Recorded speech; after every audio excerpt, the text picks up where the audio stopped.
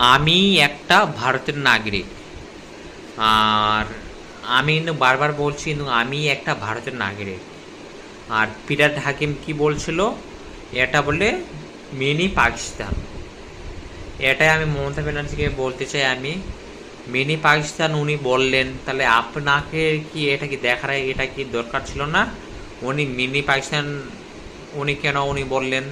এটা তো ভারতবর্ষ। উনি মিনি পাকিস্তান উনি কেন বলবেন? আর আপনাকে দেখার আবার দরকার ছিল উনি কোন সিটে আছে কোন সিটে না।